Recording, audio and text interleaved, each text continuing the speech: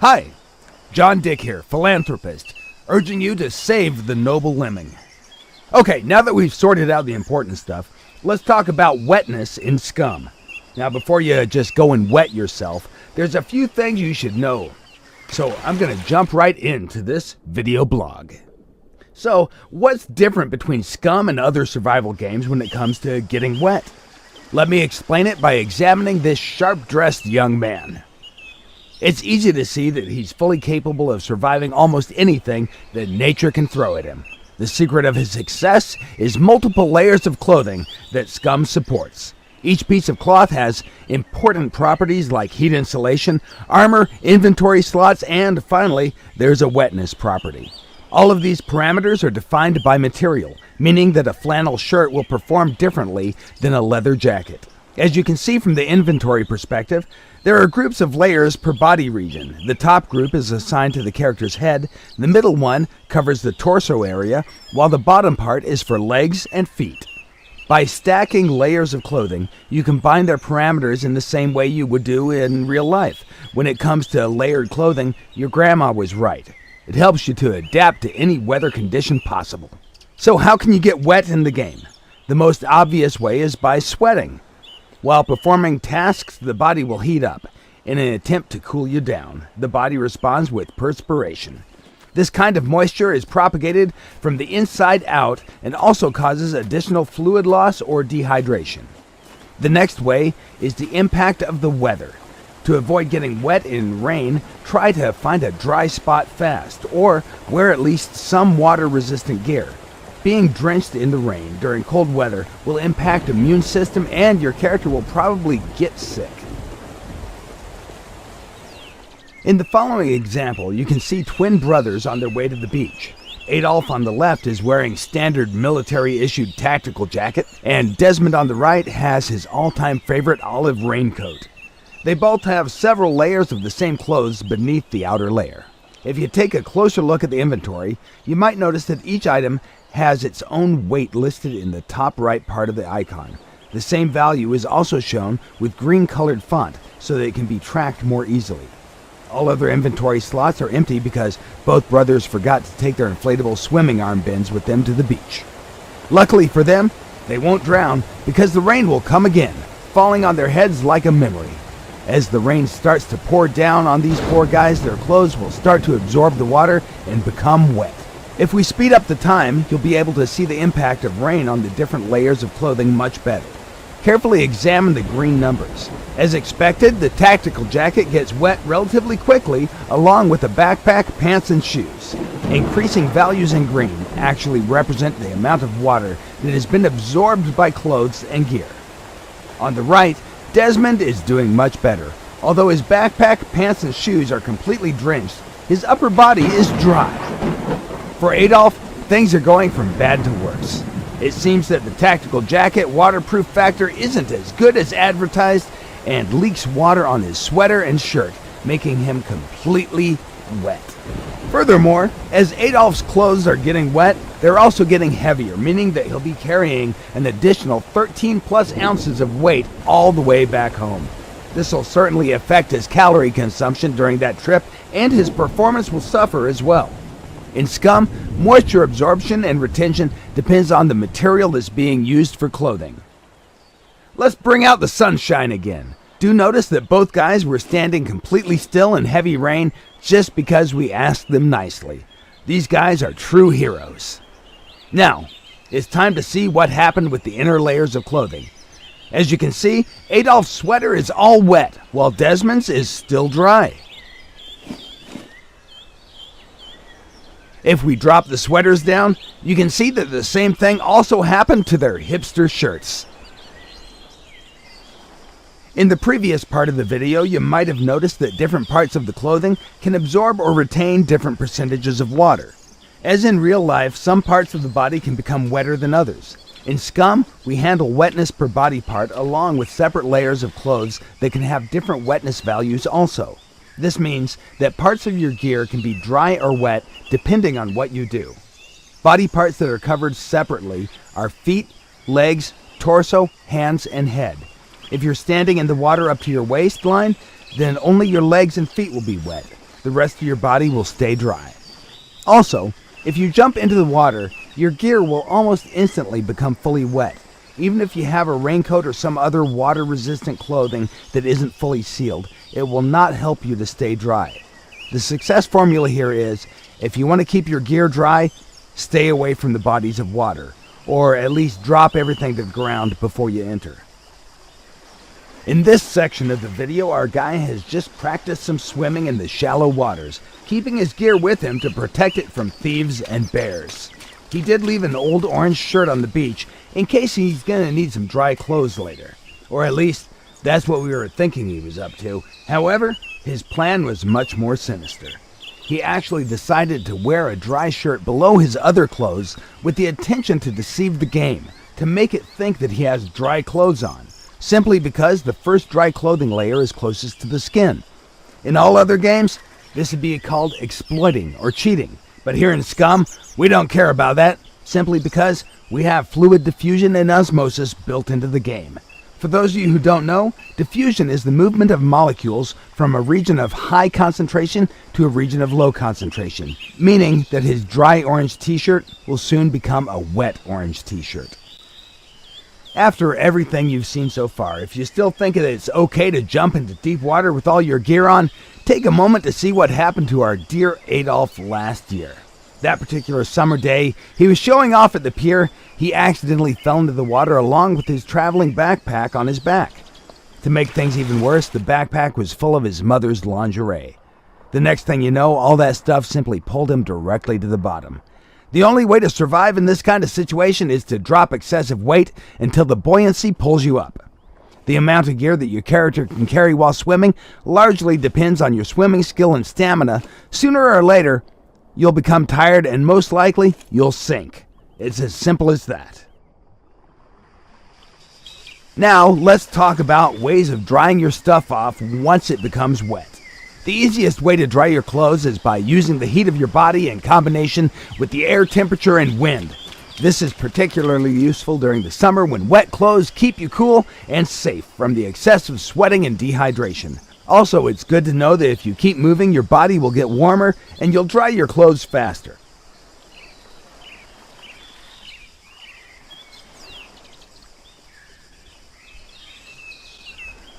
In the current example, you can see that simply by standing in the sunlight, you can dry your gear.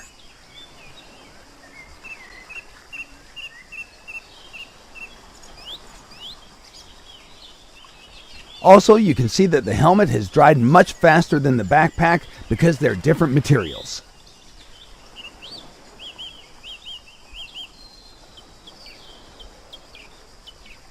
In the situations where air temperature is low, you can use heat sources to dry your clothes.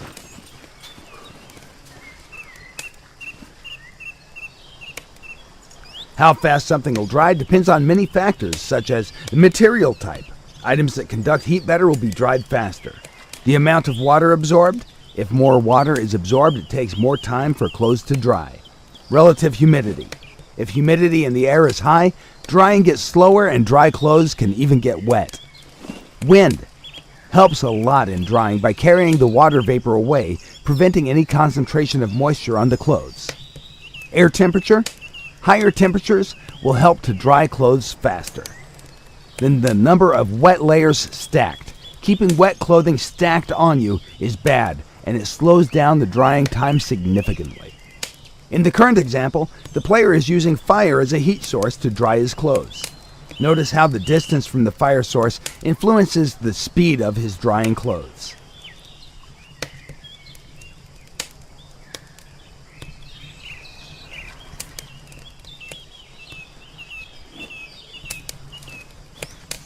While the shirt, being closest to the fire, is almost dry, a jock jacket is a bit damp. On the other hand, pants that were on the character the whole time are still fully wet since they were far away from the heat source. To reduce drying time, keep your wet clothes spread near the heat source. Also, if you don't have any spare dry clothes, make sure not to freeze to death while waiting for your clothes to dry. Okay, for now, this is more or less everything you need to know about wetting yourself in Scum. All that you've seen is still a work in progress and is subject to change. In the future, we plan to improve things even more, add some new ways of getting wet, but you can also find your own ways by being a creative player.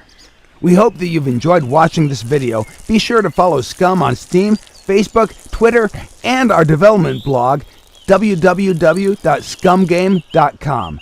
We'll cover 4 different skill sets: stealth, camouflage, awareness, and tactics. These skills dynamically change depending on external influences or choices you make with your character during game time. Before we start with the scat video, we'd like to say something about the unfair advantage of third-person perspective over first-person perspective. In the current video, we've recreated the worst-case scenario that players can experience in all third-person shooting games today.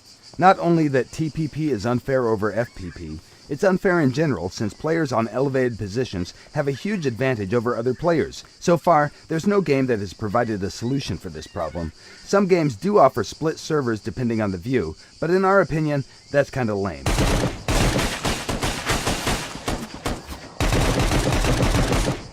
So, what exactly did we do to make things better?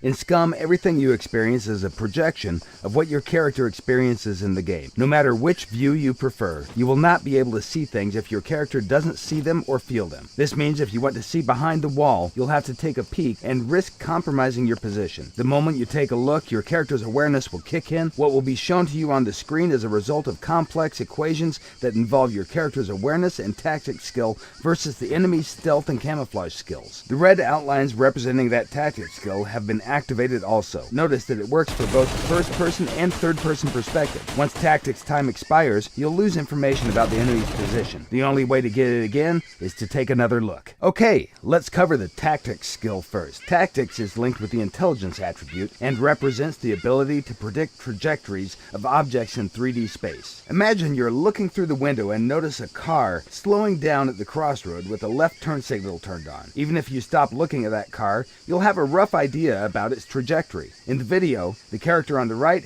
has advanced level in tactics and is able to track its target much longer than the character on the left. Remember, tactics will not work if your target is in peripheral vision. It works only for central vision. Here you can see 3 players with 2 different awareness skill levels. While the first and third one are observing the surroundings more casually, the soldier in the middle has activated focus mode by holding down the right mouse button. The enemy soldier with the activated camouflage is sneaking directly towards them. The first character is what we call a trained observer. He has advanced awareness skill level and will notice the enemy almost immediately once he leaves the cover. The middle one with activated focus mode will notice the enemy a bit later. By being focused, your character is paying more attention, and that will give you a bonus to awareness's hotspot radius. The third soldier is the last to notice the enemy. As you train your characters to observe, hotspot radius will increase. Awareness skill will determine what is rendered and what isn't. And even if things are rendered, that doesn't mean that it will be easy to notice them. Well-camouflaged snipers can totally blend in with surroundings and become almost invisible. So, if focus mode is so great with the bonus multiplier, why shouldn't you use it all the time? The character on the right is using focus mode to observe the surroundings while jogging through the level.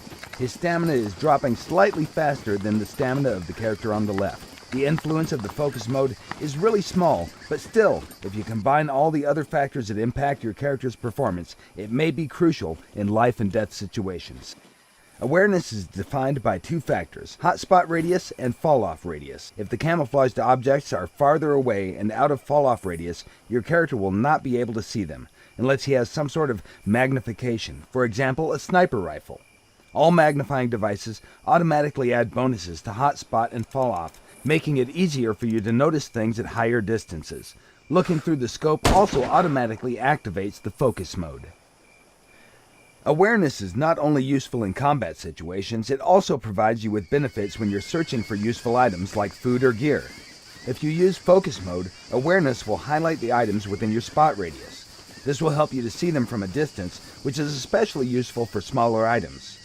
Characters with low awareness skill will have to come closer to detect the same items. During the nighttime, awareness spot radius is significantly reduced. Unless you find some kind of night vision device, you'll not be able to detect things with the same efficiency as during the day.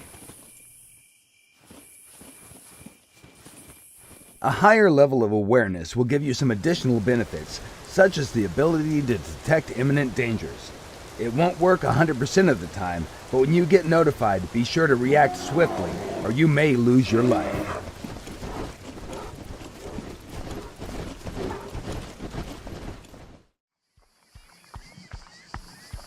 Okay, let's cover the stealth skill now.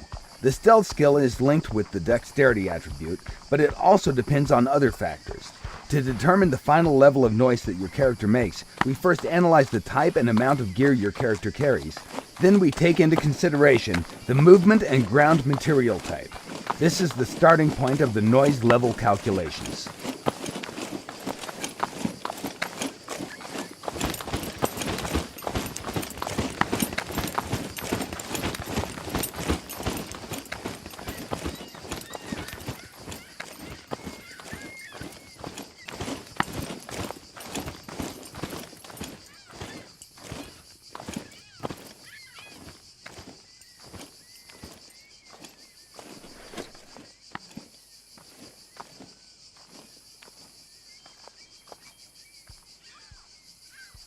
The next step is to factor in the overall weight of the character. Again, this system is fully dynamic, and it's linked directly with the character's metabolism. All things that influence body mass are taken into consideration, like fluid or food intake, for example. The larger the body, the more noise it will make.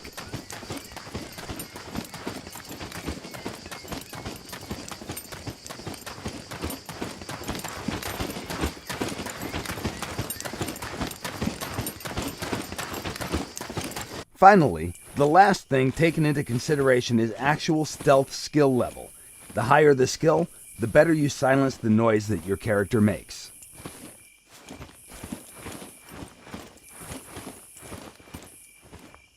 Modern gaming engines have many limitations. Don't you simply hate when you think that you're safely hidden far away in dense foliage just to realize that you stick out like a dog's balls? In Scum, our methods allow players to be equally competitive regardless of the graphical settings they use to play the game. The guy at camp is preparing some delicious beans. Let's call him Donald. 3 soldiers are approaching him over the hill. The left one, called Huey, is crawling through dense vegetation. The middle one, Dewey, is crouching his way towards the larger bush, and the right one is simply walking straight in the open like John Wayne in Sands of Iwo Jima. Let's address him as Louie. Notice that from the Donald's perspective, he only sees Louie. Dewey is well hidden in the bush, while Huey can't be seen because he's well camouflaged. On far distances, the game engine doesn't render foliage, yet still Huey is invisible until he decides to blow his cover simply by changing his stance. At that moment, his camouflage has been terminated and he becomes visible. The camouflage skill can only be activated in dense foliage when your character is prone and out of plain sight. Everything you just saw is still in development, but in short, these were the basics of scat skills. Thank you for watching, and be sure to follow us on Facebook, Twitter, and our development blog at www.scumgame.com. By the way, did you notice all 7 people in this scene? No? Congratulations! You just got wasted. Get good, scrub. Don't forget to check out our other Scum videos for more features and general badassery. Scum is an open-world survival game with a realistic approach to gameplay. In Scum, you'll be able to create unique characters with different attributes and skill sets. The rifle's skill is inherited from the strength attribute, which generally defines everything related to muscle power. Sniping is linked to intelligence. Although both these skills require weapons, the former covers weapon handling, short-distance shooting, movement with weapons, and weapon maintenance, while the latter covers expertise in long-range shooting. The first thing we'll cover are the various stances and their relation to crosshair size.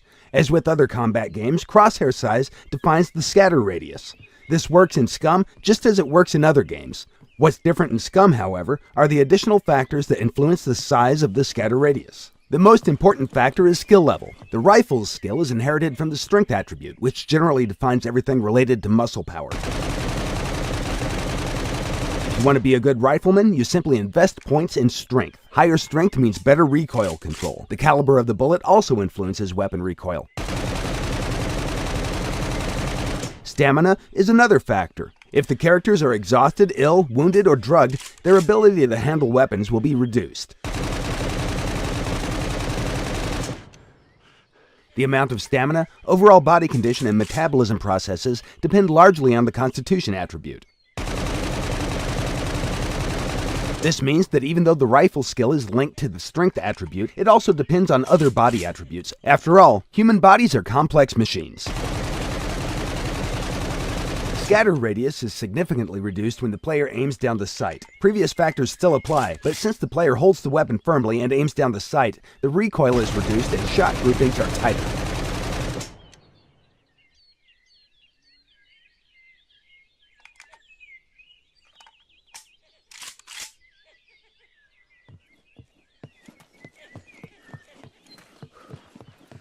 When aiming down the sight, you may hold your breath, which is extremely useful in single fire mode. Holding breath is just as beneficial for rifles and the sniping skill, and it'll help you make more precise consecutive shots.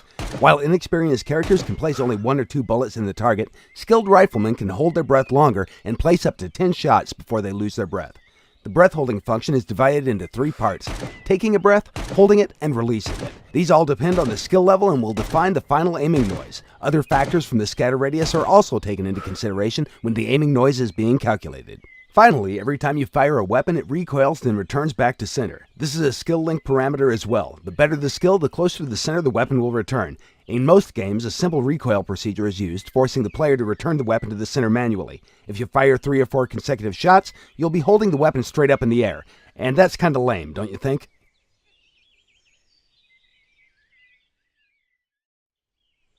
In the current scene, you can see 2 different characters with different stats. The character on the left is a slim person with below average strength attribute and maximum dexterity. The character on the right is suffering from accumulated fatigue and disease. Because of this, his strength attribute has been temporarily reduced. His rifle skill has been influenced by a strength drop and thus has been reduced from advanced to basic. This is actually a representation of how metabolism and external factors influence your character in the game. Now let's see what happens when these 2 guys meet. Nice! Now let's talk about the sniping skill. The sniping skill is weighted with the intelligence attribute, and you need a weapon and a scope for sniping. To mount a scope on the weapon, you'll first have to mount a rail. Also, you can mount numerous different scopes on a weapon with an attached rail. The first time you mount the scope, you'll have to calibrate it. The rifle scope calibration is called zeroing. At the moment, Scum supports a simple zeroing procedure, but we can make it fully realistic if this is what you desire.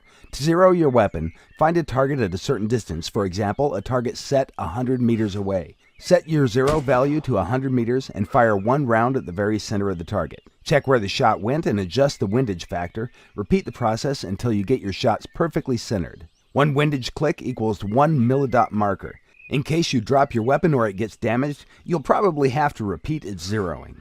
For the bullet trajectory, we use G1 ballistic formulas. In Scum, the bullet's trajectory is influenced by caliber, ballistic coefficient, wind, temperature, humidity, air pressure, altitude, and, of course, gravity. Most of these values are on the left. Once you find your target, first you need to estimate all the mentioned parameters.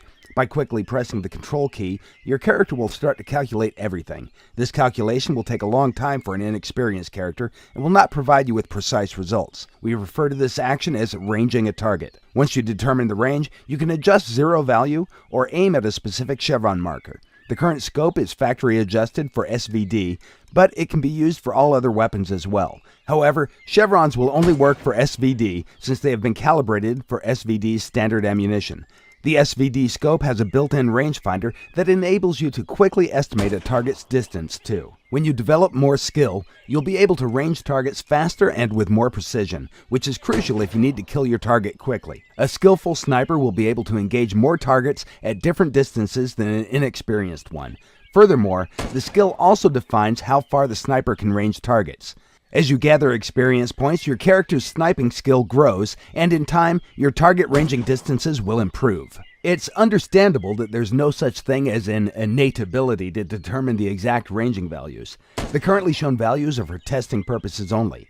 We can replace them with descriptions like low, medium, or high humidity, for example, or leave them as they are depending on what the community wants. In the future, temperature, humidity, and pressure will be linked to a survival skill and shown accordingly depending on the skill level.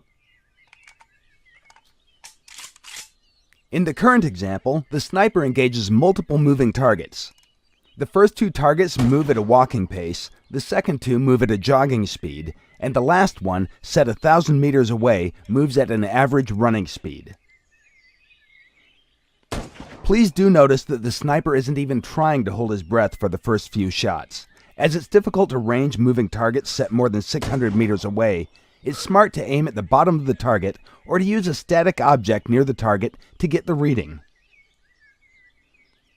A skillful sniper will be able to use mil dots to hit targets moving at different distances. For the really distant targets, the player can use the windage knob adjustment to set up the aiming at a specific mil dot.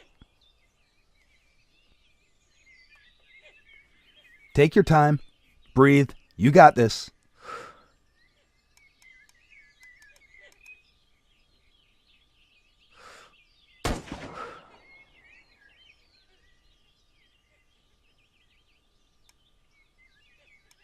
Any day now.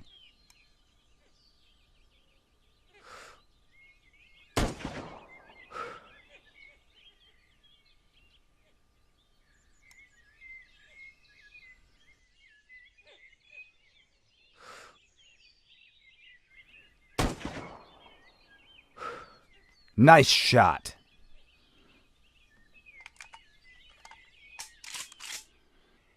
Here, the sniper has changed his location and obtained an elevated position.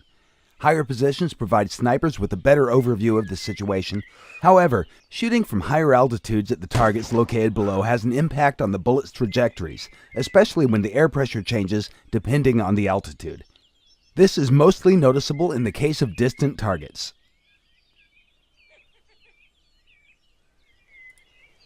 Now let's see what happens when the weather changes. The wind is a powerful force that can change the bullet trajectory easily. Even with targets set 100 meters away, a strong side wind can shift the bullet sideways by 10 to 20 centimeters. If you're not good at locating the north in order to determine the wind direction, then check for obvious signs. Check how the trees are moving, where the leaves are being blown away to, or which direction the rain is falling if it's raining. To shoot targets in strong wind, you'll have to learn how to use the windage knob. A skillful sniper can hit a target with one of the first 3 bullets.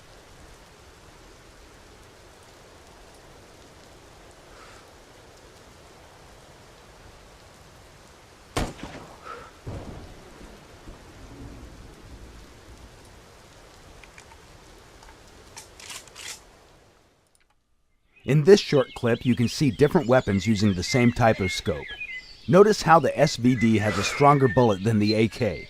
The SVD's kickback is more powerful, and the AK can't even reach the target by aiming at the same chevron. Now, let's see how all this actually works in the game itself.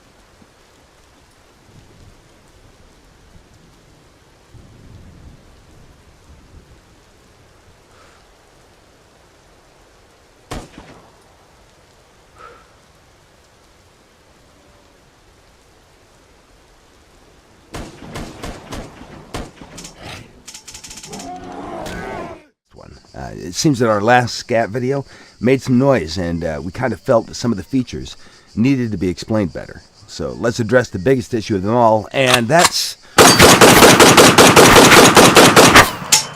the wall hack issue. Before we start on that, we have to go back 30 years, back to a time when games were more hardcore, developers were more honest and trustworthy, and players were great. They're always great. But back then, graphics were less awesome, and the overall realism, look, and feel was a lot simpler than it was today. With time, gamers have embraced certain standards, and although many of those things don't exist in real life, it's normal to have a health bar as an indication of your health status, blood stains, or a grayscale effect when you get wounded. It's okay to have crosshairs also, especially because it's difficult to aim in a 3D world rendered on 2D screens. Without these elements, the gaming experience will not be as enjoyable as it is. And why are things like that? Well, the answer is pretty simple. When in real life we have basic senses, a gut sense, and some have a sense of humor also. In games, we're limited to only visual and sounds. So if you want to simulate them, they have to be either rendered or played as sounds.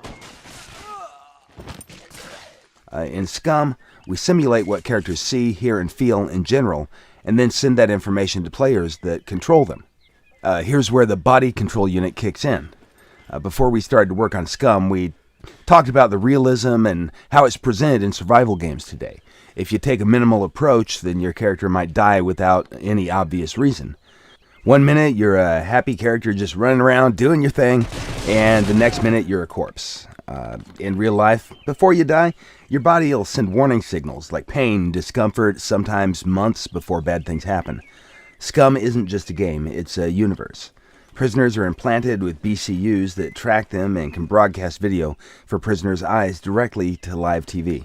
BCUs are connected to the character's spinal cord. They can collect subjects' health status, affect the hormone levels, even take control of the character if necessary.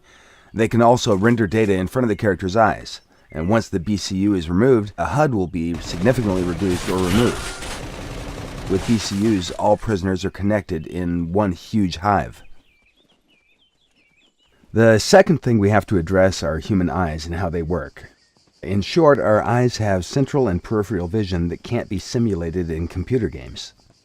For both eyes combined, horizontal field of view is between 200 and 220 degrees, while central vision is only about 5 degrees in the center.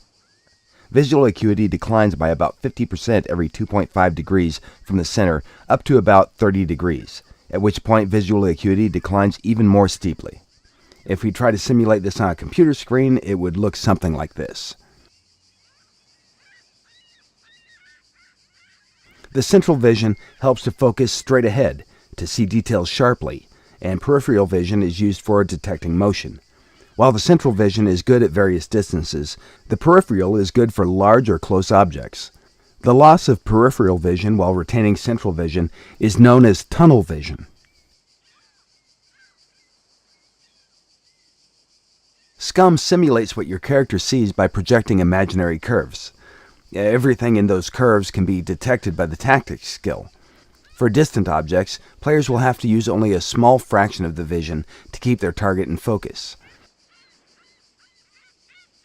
You can see that curves are set in a way that characters can detect bigger, closer, or moving objects with ease. In combination with the awareness skill, this curve is also used when rendering camouflaged enemies at a close range. Here's an experimental feature that we've added for the focus mode. By using the right mouse button to enter the focus mode, players will gain a slight magnification of the view, but they'll lose some part of their peripheral vision.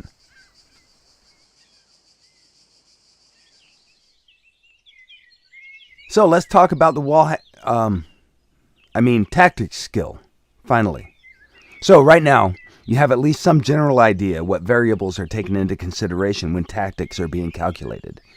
There's no way tactics will highlight every single target on the screen, and in most cases it will be effective only if you can focus directly on the target.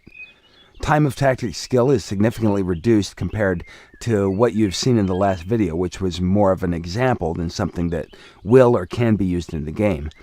Furthermore, to keep tactics working, you'll have to follow your target all the time, meaning that you probably won't be able to focus on anything else.